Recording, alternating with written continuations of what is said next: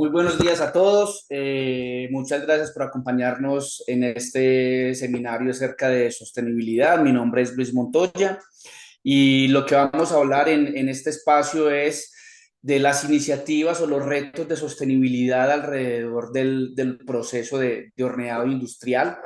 Básicamente, quiero arrancar por qué es sostenibilidad, porque muchas veces escuchamos cómo alejarnos de ese proceso de la moda, dejar de no ver la sostenibilidad como una moda, sino realmente como un proceso consciente que involucra diferentes aristas. Y son tres pilares fundamentales donde hay que tener en cuenta, obviamente, los retos del planeta, las personas y el concepto de prosperidad, donde los tres convergen en uno solo y cuando juntamos estos tres actores podemos hablar de una iniciativa de sostenibilidad real. Entonces, básicamente la sostenibilidad, por definición, lo que buscamos se enfoca en cubrir las necesidades del presente sin comprometer la habilidad de las generaciones futuras para afrontar sus necesidades. Entonces, desde ese concepto, surgiendo desde ese punto de vista, hay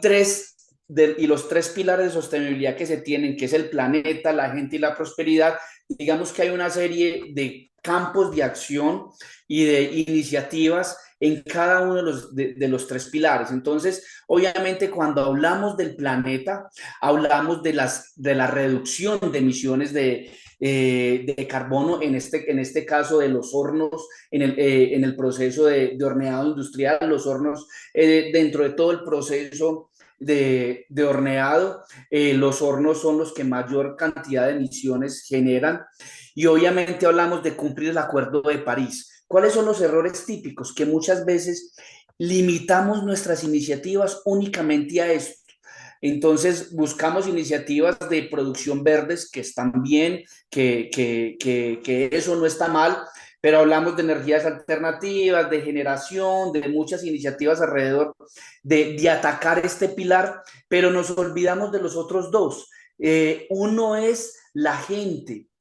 Hoy en día nuestras industrias están sufriendo porque no encuentran gente capacitada para operar o para operar sus negocios, para operar una línea de producción, en este caso de productos horneados. Entonces, cuando hablamos de sostenibilidad, no es únicamente de esas fuentes de energía limpia, sino también cómo hacer que mi proceso sea muy sostenible y cómo empoderar a las personas para que puedan hacerlo de manera sostenible y crecer dentro de las organizaciones. Entonces ahí hablamos de temas alrededor de sistemas o equipos que sean cada vez más fáciles de operar, apalancarnos en la tecnología alrededor de Industria 4.0, cada vez hablamos de nuevas tecnologías alrededor de realidad virtual, realidad aumentada, todo es como esas tecnologías nos permiten empoderar a las personas para que hagan mejor su trabajo de una manera mucho más sencilla y que al mismo tiempo obviamente apalanque la iniciativa de sostenibilidad de mi negocio. Y por último, el otro pilar fundamental es el tema de la prosperidad. Entonces, ¿cómo hacer que mi proceso sea mucho más eficiente? ¿Cómo conservar los recursos y cómo usar los recursos de una manera mucho más eficiente? Entonces, no es únicamente cambiar, no me sirve nada cambiar la fuente de energía si hoy estoy produciendo por gas o cualquiera que sea mi fuente de energía, cambio por una energía limpia, ya sea generación eólica, generación eléctrica de manera solar, por cualquier otra fuente de energía, pero yo sigo teniendo procesos ineficientes dentro de mi operación como tal. De hecho, la recomendación es, primero volvámonos eficientes y después buscamos obviamente una manera más sostenible, sustentable de la fuente de generación. Entonces, por eso esos tres pilares son fundamentales. Cuando hablamos de una iniciativa de sostenibilidad integral, tenemos que tener una iniciativa que involucre las tres, no únicamente una de ellas, que es donde la moda por lo regular se inclina, ya es donde quiero hacer énfasis en las diferencias que debemos empezar a tener. Entonces, entrando un poco más en materia de cada uno de los puntos que estamos tocando de los pilares, dentro del planeta que tenemos, obviamente tenemos que cumplir con unas directrices globales hacia dónde se está moviendo el mundo. Esto no es una opción como tal. No es, hoy en día nuestras compañías y los gobiernos como tal deben cumplir con una serie de acuerdos. Entonces, esto arrancó en 1992 con el protocolo de Kioto, donde hablaba obviamente de reducir las emisiones de CO2, que se refrenda en el Acuerdo de París, donde digamos que el tema de cambio climático cada vez se vuelve mucho más agresivo y se vuelve mucho más crítico de controlar, donde la iniciativa obviamente se habla de carbón cero para el 2050, pero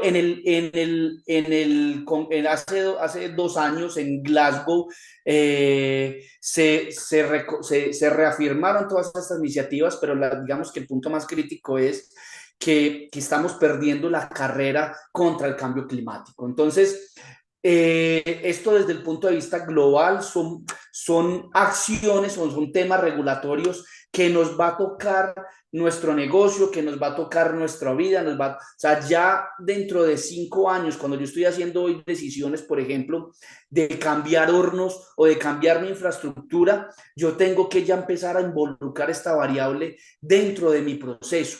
¿Con qué tipo de energía va a funcionar? Si bien yo puedo tener hoy acceso a gas, por ejemplo, en nuestra industria, especialmente en Latinoamérica, no es un caso tan crítico como el que podamos tener en Europa, que tenemos acceso a gas, pero a la vuelta, si voy a hacer una inversión de un horno nuevo, por ejemplo, yo necesito que esa inversión sea, que ese proceso sea una transición suave, porque a la vuelta de 5 o 10 años, yo ya tengo que estar hablando de producir de manera limpia. Ahí ya no va a ser una opción, ya va a ser algo mandatorio.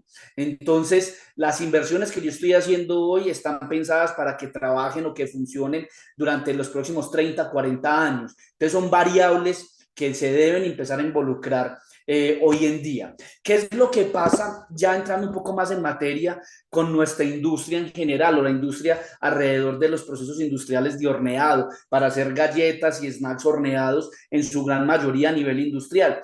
Pues que por muchos años el, el mayor componente de emisión de carbono y de CO2 son nuestros hornos. Es el principal aportante a esto. Y acá vemos cómo se ha venido acumulando, cómo se ha venido, cómo ha venido la evolución de las emisiones de CO2 durante los últimos 100 años, los últimos 200 años, donde la aceleración en los últimos años, desde 1950 hasta 2019, con todos los procesos de industrialización, obviamente han avanzado muchísimo más. Pero cuando vemos cómo es el desglose alrededor de las emisiones, pues vemos cómo el componente de metano, que es realmente el peor de los gases de emisión, es la peor de las emisiones que normalmente generamos.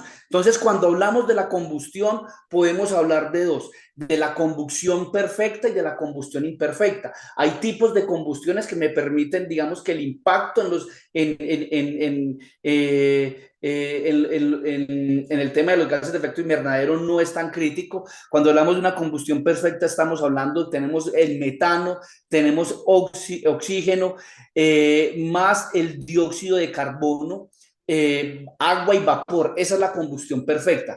Pero ¿qué es lo que está pasando? El problema es que en la combustión que tenemos hoy en día en nuestras industrias, tenemos otros componentes que no queremos. El dióxido de carbono no es un componente crítico a arrojarlo al medio ambiente, pero cuando estamos hablando de monóxido de carbono, dióxido de carbono y óxido nitrógeno, estos son los gases que más afectan obviamente el tema de calentamiento global y efecto invernadero. El problema es que nuestras industrias lo llevan haciendo durante 25, 50 años. Entonces, ¿cuáles son esas alternativas alrededor de cuáles son las opciones y el camino a seguir para tener un proceso de horneado mucho más sostenible?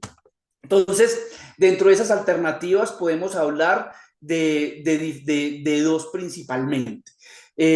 Una es el hidrógeno, entonces reemplazar la combustión a gas por hidrógeno. ¿Cuáles son los retos alrededor del hidrógeno? Es que el 80% del hidrógeno hoy no es generado de manera limpia. Digamos que tenemos cinco tipos de hidrógeno. El hidrógeno verde, que debería ser el ideal, que es a partir de una fuente de energía renovable, donde pasa por el proceso de electrólisis y se genera hidrógeno verde. Este es el objetivo de todos los hidrógenos.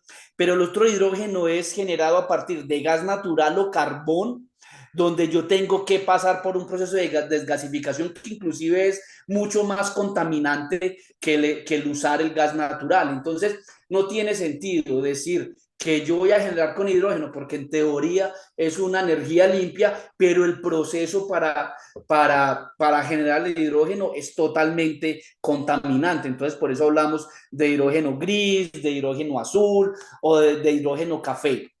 Tenemos otro tipo de hidrógeno que es el hidrógeno a partir de la electricidad, de mi proceso de electricidad, que es un hidrógeno relativamente limpio, pero el objetivo al final del día es generar hidrógeno verde. El problema es que tan solo el 5% de la producción de hidrógeno hoy en día es verde. Otro de los retos alrededor del hidrógeno es el almacenamiento y el transporte. El hidrógeno no es un componente que yo puedo obtener de manera única en el mercado, o sea, en el ambiente. Están todos los elementos, por eso es el elemento número uno, pero yo tengo que tratarlo, tengo que descomponerlo y tengo que almacenarlo. Entonces, requiere unos retos alrededor de infraestructura para el almacenamiento del hidrógeno. Y otro de los puntos importante es su capacidad de convertir el hidrógeno en calor, que al final del día es lo que nosotros queremos. Nosotros queremos es cambiar la fuente de energía, pero generar calor para poder hornear los productos dentro del proceso. Y el problema es que la conversión típica es de menos del 50% en comparación con gas. Entonces, el hidrógeno se puede utilizar, puede ser una buena alternativa, sin embargo no es un proceso muy eficiente y me implica muchos retos alrededor del almacenamiento. La otra alternativa que se puede tener es todo el tema de la generación eléctrica, de los hornos eléctricos como tal. ¿Cuáles son las ventajas alrededor de la alternativa eléctrica? Que yo la puedo generar de diferentes maneras, de diferentes fuentes, solar, eólica, si estoy hablando pues de una fuente mucho más limpia como tal, pero también tengo generación geotérmica, por agua, por todo esto. La ventaja es que la conversión de la electricidad es uno a uno, entonces es un proceso mucho más eficiente y es mucho más simple de transportar, no necesito una infraestructura tan grande alrededor del almacenamiento. ¿Cuál es su aplicación en hornos? Es una aplicación relativamente sencilla. Y ahí hay que tener en cuenta dos puntos importantes. Ahorita vamos a hablar un poco más a detalle de eso, pero básicamente consiste en reemplazar bobinas eléctricas, que lo que me reemplazan es los quemadores de gas que normalmente tengo en mis cámaras de combustión, y lo que hago es circular aire caliente por esas bobinas sin tener emisiones de efecto invernadero. ¿Cuáles son las consideraciones alrededor de la energía eléctrica? Pues obviamente que voy a requerir grandes intercambiadores de calor. Uno muy importante es el tema de infraestructura. Aparentemente el paso a hornos eléctricos es el más fácil, pero hay un tema de infraestructura porque yo voy a demandar mayor carga, una mayor capacidad a mi proveedor de energía. Entonces la primera pregunta es, yo tengo la capacidad para demandar energía adicional en el proceso, o cómo lo voy a manejar. Lo mismo la infraestructura que estoy manejando de manera interna. Al final del día, lo que parece el camino a nivel industrial más óptimo es el tema de los hornos eléctricos, definitivamente, donde la tecnología obviamente me permite tener un producto donde directamente yo pongo calor radiante sobre cada uno de los elementos y tengo unos horneado mucho más parejo, yo puedo tener mejor control de cada uno de los procesos y lo más importante de esto es que me permite tener una transición suave. Yo puedo únicamente cambiar la cámara de combustión, yo no tengo que cambiar nada al interior del horno, entonces yo puedo arrancar hoy con gas, pero tener una transición suave porque el gas es no tengo la infraestructura para desarrollar, para la carga adicional que me va a generar mi horno eléctrico. Arranco mi inversión con hornos de gas, pero a la vuelta de 5 o 10 años simplemente cambio la cámara de combustión y continúo con el proceso. Entonces, ¿cuáles son los principales retos? Listo. Entonces, el camino hacia eléctrico es la solución ideal o por lo menos a la aplicación industrial más importante, pero las siguientes preguntas que siempre surgen es ¿cómo garantiza que yo no estoy cambiando mi producto? Yo no estoy cambiando el producto que va a tener mi consumidor porque yo lo produzco hoy en gas, pero con un horno eléctrico. Entonces, ¿cuáles son las implicaciones o cuáles son los posibles cambios que se pueda llegar a tener sobre el producto? Entonces, lo primero que quiero que miremos es el tema de la reacción a los cambios de temperatura. Consideraciones a tener en cuenta. El calentamiento de un horno de gas, cuando enciendo un horno a gas, puede tardar alrededor de 25 minutos. En un horno eléctrico, el calentamiento ya para llegar a la temperatura de operación puede tomar 40 minutos. Entonces, esas son consideraciones para tener en cuenta. Me voy a demorar un poco más en calentar el horno. Los cambios de temperatura, si yo quiero subir o bajar la temperatura, en un horno a gas es de 3 a 7 minutos, en un horno eléctrico es de 10 a 18 minutos. Entonces, son consideraciones que debo tener en cuenta en mi operación, pero ya mirando desde el punto de vista perfil de horneado, el perfil de horneado, miremos cuáles son las opciones de uno versus el otro. Entonces, si vemos acá en las 4 gráficas, el perfil de temperatura es muy similar, tanto en un horno eléctrico como en un horno a gas, lo mismo que el perfil de humedad, el perfil de velocidad de aire. Lo único que cambia un poco es que el perfil de humedad en el horno eléctrico, como el gas me genera humedad, es un poco distinto, de hecho es mucho más eficiente. Yo genero menos humedad en un horno eléctrico que lo que genero en un horno a gas. Pero las gráficas aquí pueden evidenciar que el proceso es muy similar. Entonces, ya para el tercer componente es el tema de prosperidad, de maneras de reducir el consumo energético también dentro del proceso. Entonces, hay diferentes funciones. Uno es entender cómo funciona en un proceso, por ejemplo, de galletas, el consumo de energía. Entonces, yo tengo aproximadamente el 40% del calor que yo produzco se va al producto, tan solo el 40%. El otro 60% es en pérdidas que tienen que ver con el calentamiento de la banda, con el aire, con el proceso de calentamiento del aire para poder hornear el producto y por la pérdida en la superficie. Entonces, desde ese punto de vista, la recomendación desde el punto de vista de eficiencia es usar hornos y bandas de hornos mucho más livianas. Típicamente en el proceso de horneado usamos bandas CB5, una banda CB3 es una banda mucho más liviana que tarda menos en calentar, donde yo podría tener ahorros de energía aproximadamente entre un 20 y un 30%. Lo otro es el proceso de aislamiento, no únicamente el proceso de aislamiento de las paredes, sino también tener control de temperatura en mis cuartos de horneado. Trabajar mi sala de hornos alrededor de unos 50 grados me permite que no haya tantas pérdidas de calor por transferencias o filtraciones de un ambiente a otro. Finalmente, obviamente todo el tema de recirculación de los gases, yo tengo que calentar el aire caliente, tengo que calentar el aire para inyectar aire caliente en mi proceso de horneado. Entonces lo que yo puedo hacer es eso y después expulsarlo o generar esos gases de escape. Entonces lo que yo puedo hacer es recolectar esos gases para tener un precalentamiento, o sea, inyectar aire caliente en mi proceso y así voy a consumir menos energía en ese proceso. Esto, si bien es un tema de eficiencia, ahí no hay grandes ahorros, o digamos que los ahorros típicos son alrededor de entre un 5 y un 7%. Entonces, en reducción de costos, pues obviamente lo importante es tener una selección indicada de cuál es el horno adecuado para mi proceso, teniendo una transición mucho más suave y sencilla, donde los retos alrededor, ¿qué es lo que está pasando con los hornos de fuego directo hoy?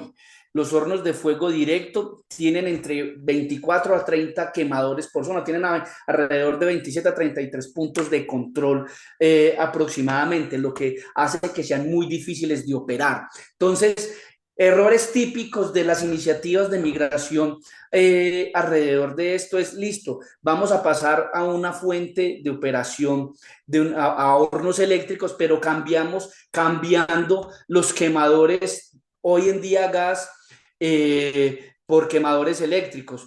El problema es que eso, si bien resuelve el primer